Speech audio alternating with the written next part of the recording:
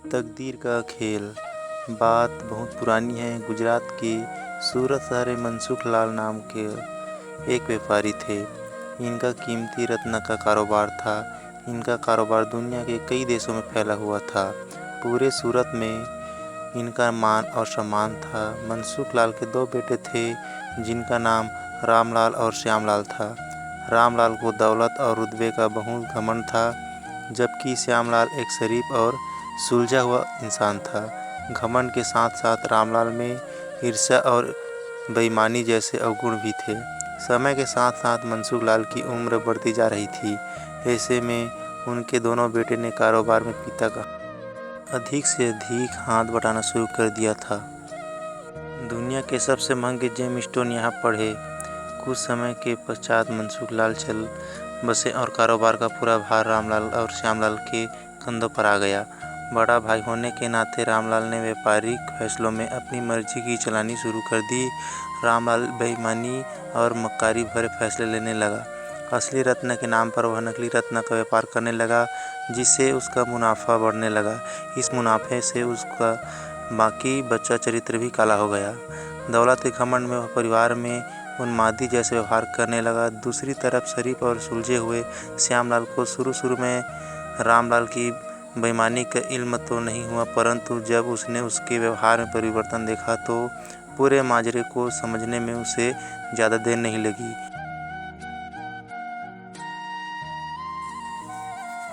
रामलाल की करतूतों से श्यामलाल को बड़ा दुख हुआ। उसने श्यामलाल को समझाने और सही रास्ते पर लाने की कोशिश की, परंतु वह नाकाम रहा। उल्टे रामलाल श्यामलाल से खफा हो गया और व्यापार में बंटवारे का बहाना ढूंढने लगा। बंटवारे में भी उसने बेईमानी की साजिश रची, घर में कलह का माहौल पैदा किया। अंततः रामलाल अपनी साजिश में सफल रहा और श्यामलाल के हिस्से में व्यापार पर भी वह कब्जा कर बैठा। रामलाल के व्यवहार से दुखी होकर श्यामलाल ने शहर में दूसरी जगह अपना ठिकाना बनाया और रत्न के अपने व्यापार को नए सिरे शुरू किया। ईमानदारी की नींव पर शुरू हुआ श्यामलाल का व्यापार जल्दी ही चल निकला।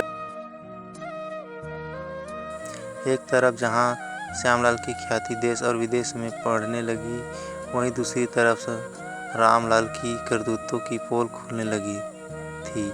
नकली रत्न के व्यापार के कारण रत्न बाजार में रामलाल की साख को जोरदार धक्का लगा और उसके व्यापार का दायरा सिमटने लगा। अंततः नौबत यहाँ तक आ गई कि बाहर क्या अपने शहर का भी कोई व्यापारी रामलाल का नाम लेने से भी तौबा करने लगा। अब तो नौबत यहाँ तक आ गई कि रामलाल को धन के अभाव में अपना घर, दुकान, सामान तक बेचना पड़ रहा था। जल्दी ही रामलाल के हाथ से सब कुछ निकल गया और वह परिवार सहित सड़क पर आ गया। अब रामलाल को अपने किए पर पछतावा हो रहा था, परंतु उसकी तकदीर ने जो खेल खेल दिया था, उससे आसानी से पीछे आना उसके लिए संभव नहीं था। दूसरी तरफ श्यामलाल की तकदीर का खेल था, जिसकी बदौलत वह रंग से राजा बन गया था। जब रामलाल की बदहाली की खबर श्यामलाल को लगी तो उसे बड़ा दुख हुआ। पुरानी बातों को भूलकर वह भागा भागा अपने बड़े भाई रामलाल के पास पहुंचा और श्यामलाल के लाख मना करने के बाद भी उसे परिवार सहित अपने पास ले आया। यह भी तकदीर का ही खेल था कि जिस भाई के साथ रामलाल ने बदसलूकी कर उसे सड़क पर पहुंचा दिया था, वही भाई आज उसे सड़क से उठाकर अपने घर में